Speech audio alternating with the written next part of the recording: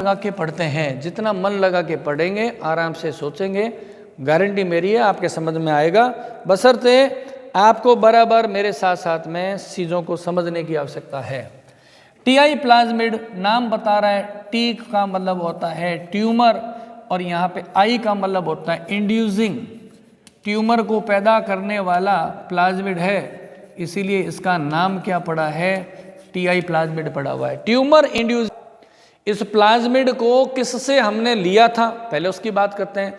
एक micro organism है agrobacterium tumefaciens, उससे ही हमें प्राप्त हुआ था। एग्रोबैक्टीरियम ट्यूमीफेसियंस ये क्या है, ये एक बैक्टीरिया है, नाम ही आ रहा है बैक्टीरियम, एग्रोबैक्टीरियम ट्यूमीफेसियंस एक बैक्टीरिया है। किस टाइप का बैक्टीरिया है, हम कहेंगे इसे ग्राम नेगेटिव बैक्टीरिया बोलते हैं। इसको क्या बोलते हैं, इसको बोलते हैं ग्राम नेगेटिव बैक्टीरिया बोलते हैं। ये हो गया ग्राम नेगेटिव बैक्टीरिया कहते हैं। अब ये ग्राम नेगेटिव बैक्टीरिया क्या होता है, इसकी डिटेल में न जाके शॉर्ट में बताता हूँ। ग्राम स्टेनिंग होती है किसी भी सेल को, चाहे एनिमल की है, प्लांट की है, बैक्टीरिया है, हम वैसी आंखों से नहीं देख पाते हैं, तो उसको कलरफुल करना जरूरी होता है। तो लिविंग टिश्यूज़ को, लिविंग कहेंगे हम, जैसे एनिमल और प्लांट्स की बात कर रहे हैं या बैक्टीरिया है, इनको कलरफुल कर लेते हैं ताकि इजीली हमें दिखाई दे। उसके जो कलर करने का जो तरीका है, जो मेथड है, उसको हम बोलते हैं स्टेनिंग करना, और उस कलर को बोलते हैं स्टेन। तो बैक्टीरिया की स्टेनिंग के लिए जो मेथड काम में लेते हैं उसको बोलते हैं ग्राम स्टेनिंग। तो कुछ बैक्टीरिया ऐसे होते हैं कि ग्राम स्टेन से कलरफुल हो जाते हैं, वो उस ग्राम स्टेन को एब्जॉर्ब कर लेते हैं, उनसे ग्राम पॉजिटिव कहते हैं, और जो एब्जॉर्ब नहीं कर पाते हैं उसको ग्राम नेगेटिव कहते हैं। तो उसकी वो डिटेल है, अलग क्लास में है, यहाँ तो मैं केवल आउटलाइन बता रहा हूँ। ये ग्राम किलोग्राम ग्राम नहीं है, ये ग्राम है, स्टेनिंग का मेथड है, और उसने स्टेन को एब्जॉर्ब नहीं किया इसलिए ग्राम नेगेटिव बैक्टीरिया हो गया। बैक्टीरिया का बहुत फेमस क्लासिफिकेशन होता है gram positive and gram negative bacteria. तो एग्रोबैक्टीरियम ट्यूमीफेसियंस कैसा होता है, एक ग्राम नेगेटिव बैक्टीरिया होता है। ट्यूमर किस में जनरेट करता है, डाइकोट्स में, डाइकोट्स प्लांट्स में। ये क्या करता है, इट डेवलप्स ट्यूमर किसमें, in the dicot plants. Dicot plants Hindi में कहते हैं द्विबीजपत्री, डाइकोट प्लांट्स होते हैं, द्विबीजपत्री होते हैं, उसके एग्जाम्पल से उसमें पढ़ लेंगे आप। तो डाइकोट प्लांट्स के अंदर ये क्या करता है, ट्यूमर जनरेट करता है। कैसे, अगर किसी प्लांट के अंदर भी तो वुंड बनते हैं, घाव बनते हैं, तो अगर कोई खुला टिश्यू रह गया, वुंड्स बने हुए प्लांट्स के अंदर, और वो बैक्टीरिया आएगा, तो बैक्टीरिया क्या करेगा, उस बैक्टीरिया में एक होता है टीडीएनए, उसका ट्रांसफर कर देगा, टीडीएनए का ट्रांसफर कर देगा। ये टीडीएनए क्या होता है उसको भी ये समझेंगे प्लाज्मिड के बारे में, है ना। तो हमने कहा कि ये जो बैक्टीरिया तो बैक्टीरिया जैसा ही है, अपने यहाँ पर ऐसा मान लेते हैं। ये सिंबॉलिक मैंने एक डायग्राम बना दिया है, एग्रोबैक्टीरियम की बात नहीं करूँ, एक टिपिकल डायग्राम बनाया हमने बैक्टीरिया का, और हम कहते हैं कि सभी बैक्टीरिया के अंदर क्या होगा, एक तो होता है क्रोमोजोमल डीएनए एज यूजुअल। तो यहाँ पर मैं बना लेता हूँ एक सिंबॉलिक रूप से क्रोमोजोमल डीएनए, है ना, ये है आपका क्रोमोजोमल डीएनए है, यहाँ नाम लिख देते हैं। अगेन बार बार नाम आते रहेंगे रिपीटेशन में, क्रोमोजोमल डीएनए मॉलिक्यूल। और दूसरा जो है उसका हमने क्या नाम रखा है, ये जो टीआई प्लाज्मिड की बात कर रहा हूँ, यहाँ पर ये है, इसमें टीआई प्लाज्मिड है, ये हो गया टीआई प्लाज्मिड है, इस तरीके से ये हमने बनाया टीआई प्लाज्मिड है। और इसमें एक स्पेसिफिक पार्ट है, वेरी इंपॉर्टेंट पार्ट है, उसको बोलते हैं टीडीएनए, ये वाला है ना। इसको मैं बाहर निकाल लेता हूँ, ज़्यादा इजी रहेगा आपके लिए, इसको मैंने बाहर निकाल दिया। ये वाला क्या है, टीआई प्लाज्मिड है, ये वाला, हाँ, इसको हम कहेंगे टीआई प्लाज्मिड है। ये जो बैक्टीरिया एक तो हो गया क्रोमोजोमल डीएनए है, ये वाला तो क्या है, क्रोमोजोमल डीएनए, और दूसरा वाला क्या है, टीआई प्लाज्मिड। इस प्लाज्मिड को बाहर निकालते हैं और देखते हैं कि ये क्या है और ये कैसे काम करता है, वो देखते हैं। ये हमने निकाल दिया टीआई प्लाज्मिड को बाहर,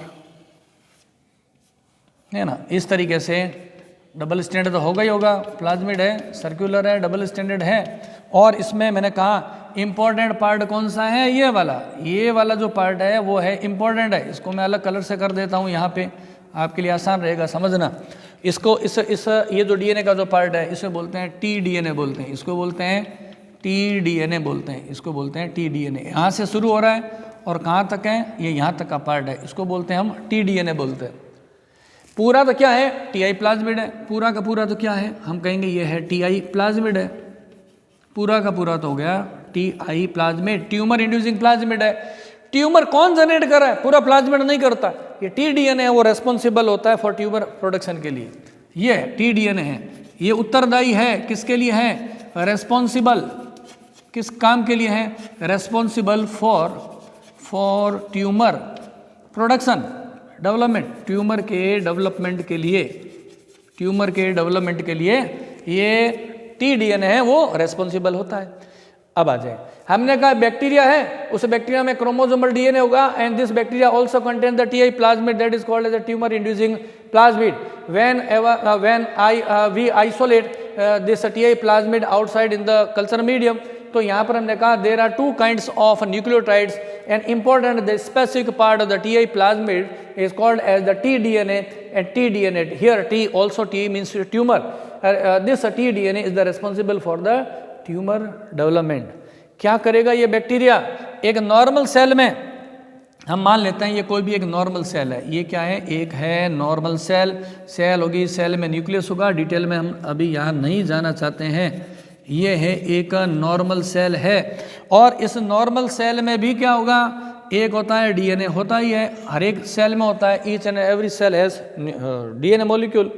अब क्या हुआ कि जब इसका इन्फेक्शन हुआ किसके साथ में, हमने कहा कि इसका इन्फेक्शन हो गया किसके साथ में, बैक्टीरिया के साथ में। कौन सा बैक्टीरिया है, एग्रोबैक्टीरियम ट्यूमीफेसियंस की बात कर रहे हैं, जिसमें एक तो होता है क्रोमोसोमल डीएनए होता है, ये क्रोमोसोमल डीएनए है इसके अंदर, और हमने कहा इसके अंदर क्या होता है, एक होता है टीआई प्लाज्मिड होता है, और टीआई प्लाज्मिड में क्या होता है, टीडीएनए होता है ना, इसमें क्या होता है, टीडीएनए होता है। तो ये क्या करेगा bacteria, T DNA is transformed into the normal cell, जो नॉर्मल सेल है उसके अंदर एंट्री कर गया, कौन, टीडीएनए। ये जो बैक्टीरिया है अपने टीआई प्लाज्मिड का जो टीडीएनए उसका ट्रांसफर कर देगा किसमें, नॉर्मल सेल में, और ये टीडीएनए नॉर्मल सेल का जो डीएनए है उसके साथ में जुड़ जाएगा, इंटीग्रेटेड हो जाएगा, ठीक है ना। ये हमने कहा डीएनए मॉलिक्यूल है, किसका है, डीएनए मॉलिक्यूल सेल का है, और इसके साथ में इंटीग्रेटेड कौन हो गया, टीआई का टीडीएनए जुड़ गया, इंटीग्रेशन हो गया। तो ये कहेंगे ये कौन सा पार्ट है, ये है DNA of normal cell, DNA of normal cell है, और ये वाला जो पार्ट है वो कौन सा है, ये है टीडीएनए। दोनों का आपस में क्या हो गया है, इंटीग्रेटेड हो गया, तो हम कहेंगे इंटीग्रेशन हो गया, इंटीग्रेशन संगठित होना, दोनों का आपस में मिलना, जुड़ गया। अब क्या होगा, ये जो सेल है इस इफेक्ट से रैपिड सेल डिवीजन करने लग जाएगी, और क्या बना लेगी, ट्यूमर बना लेगी। ये जो सेल है अब इसमें क्या हो जाएगा, ट्यूमर बना लेगी ये सेल इससे। और ट्यूमर कैसे बनती है ये आप जानते हैं, किससे बनती है, रैपिड सेल डिवीजन से बनती है।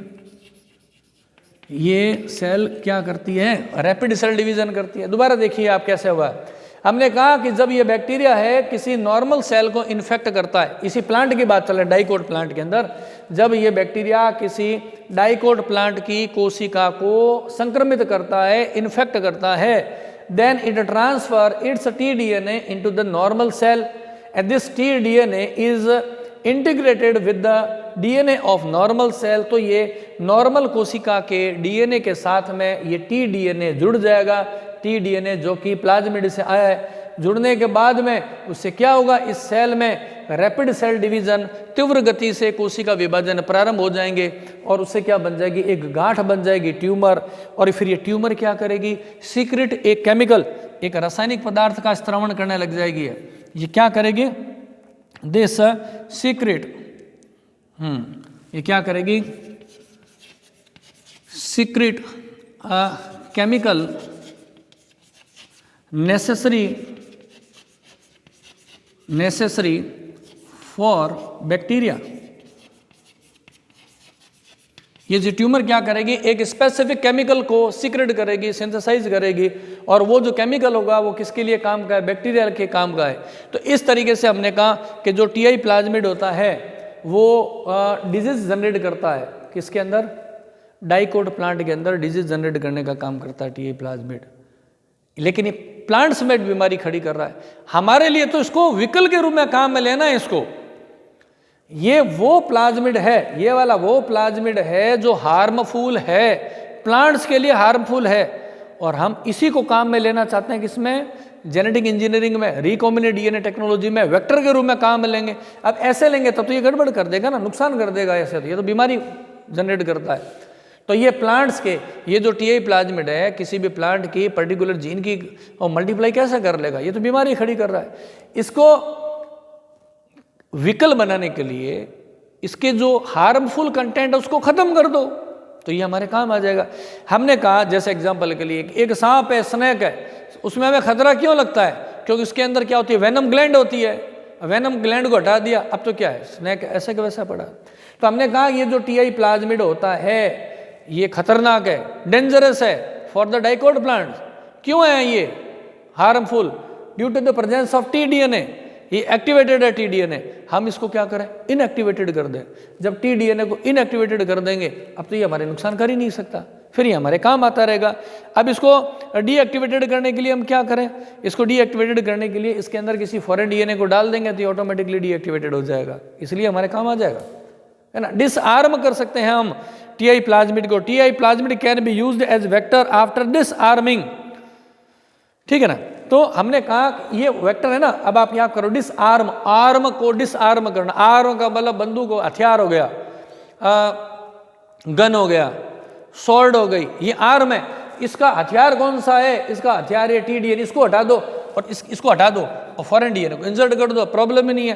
प्लाज्मिड तो पूरा ही है, this is the small segment of the plasmid, not the complete plasmid है, स्मॉल सेगमेंट। इसको हटाई दो, डिसआर्म हो जाएगा। यानी कि मैं ये कहूँ कि इसमें, इसी को हमने आगे मैं एक बार बढ़ा देता हूँ। अगर हम ये कह दें कि हमने क्या कर दिया, इसको डिसआर्म कर दिया। डिसआर्म कैसे कर दिया है? यहाँ पर आ जाए, ठीक है। हमने इसमें क्या किया? इसको डिसआर्म किया और इसके अंदर क्या डाल दी? एक फॉरेन डीएनए को डाल दिया। ये इस तरीके से मैं बना लेता हूँ। यहाँ पे ये हो गया आपका टीआई प्लाज्मिड है, टीआई प्लाज्मिड है ना। ये वाला पार्ट कौन सा है? टीआई प्लाज्मिड का है। और टीआई प्लाज्मिड में से जो हार्मफुल कंटेंट था, हार्मफुल कंटेंट वो हमने हटा दिया, तो ये हो गया डिसआर्म्ड हो गया। और यहाँ पर हमने किसको ट्रांसप्लांट कर दिया? ये है फॉरेन डीएनए। ये कौन सा है? फॉरेन डीएनए है। और हमने इसमें से क्या हटा दिया? हमने we have removed T DNA segment. T DNA को हटा दिया। तो टी डीएनए को हटा दिया तो हमने इसको क्या कहा? डिसआर्मिंग। हमने इसको क्या कर दिया है? Disarmed, disarmed TI plasmid. हम ये बोलेंगे इसको, एग्जैक्टली टेक्निकली कहें तो इसको हम क्या बोलेंगे? Disarmed TI plasmid. अब पूछ ले डिसआर्मिंग कैसे करते हैं? तो हम कहेंगे एक the T DNA of the Ti plasmid is the responsible for the tuber generation. Then to disarm क्या किया हमने? We removed the T DNA segment and injured a foreign DNA. तो अब ये रेप्लिकेशन करेगा तो काम आ जाएगा, है ना। तो इस तरीके से टीआई प्लाज्मिड को काम में ले सकते हैं, क्लोनिंग व्हीकल के रूप में काम में ले सकते हैं, वेक्टर के रूप में काम में ले सकते हैं।